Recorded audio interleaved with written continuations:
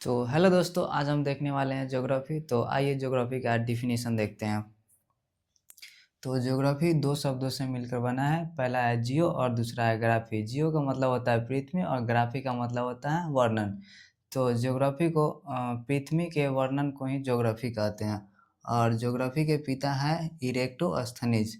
और पृथ्वी के अंदर को इंटरनल कहा जाता है, आंतरिक। और पृथ्वी के बाहर को जो सरफेस होता है उसे सरफेस कहा जाता है। और पृथ्वी के जो बाहर वाले एरिया होता है उसे स्क्वायर कहा जाता है, जिसे सतह कहा जाता है। और भूगोल दो प्रकार के होते हैं। पहला है फिजिकल भूगोल, जिसे भौतिक भूगोल कहते हैं। इसमें प्राकृतिक के घटक का अध्ययन किया जाता है। और दूसरा का है ह्यूमन ज्योग्राफी, जिसमें मानव द्वारा निर्मित वस्तुओं का अध्ययन किया जाता है।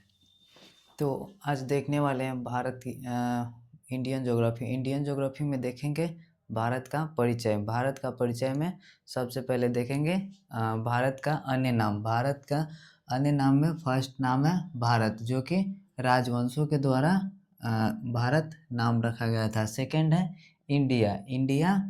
इंडिया यूनानियों के द्वारा इंडिया नाम रखा गया था भारत का। दूसरा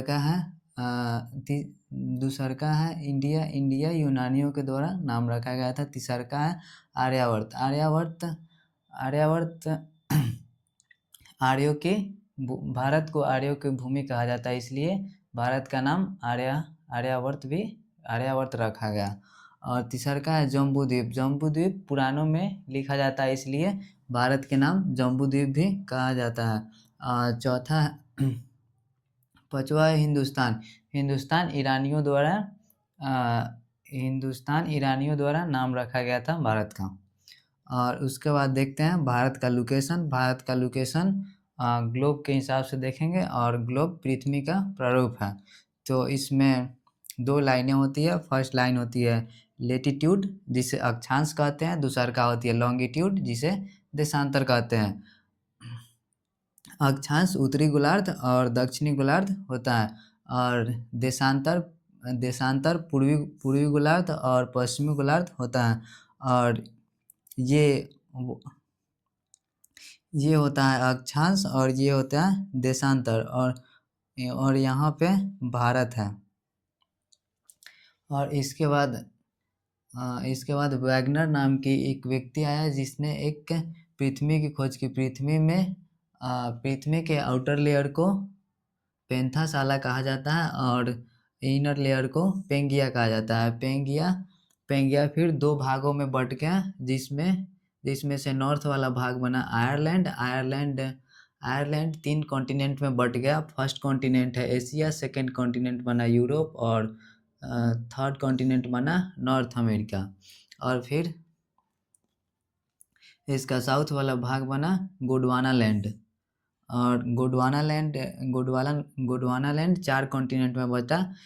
फर्स्ट कॉन्टिनेंट है अफ्रीका, सेकंड कॉन्टिनेंट है ऑस्ट्रेलिया, और थर्ड कॉन्टिनेंट है साउथ अमेरिका, और चौथा है अंटार्कटिका।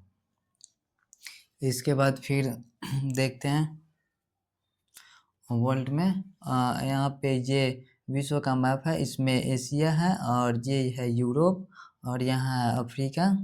तो इंडिया फर्स्ट में यहाँ पे था, अफ्रीका से सटा हुआ। और फिर इंडिया 120 मिलियन पहले यहाँ पे था। और उसके बाद इंडिया नॉर्थ ईस्ट की तरफ धीरे धीरे मूव करता गया, जिसका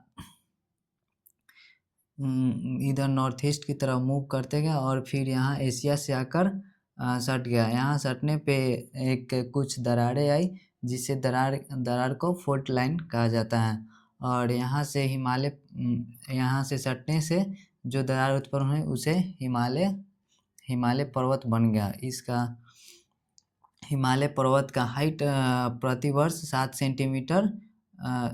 सेंटीमीटर इंक्रीज होता है, और इसकी मूवमेंट से ही भूकंप आती है।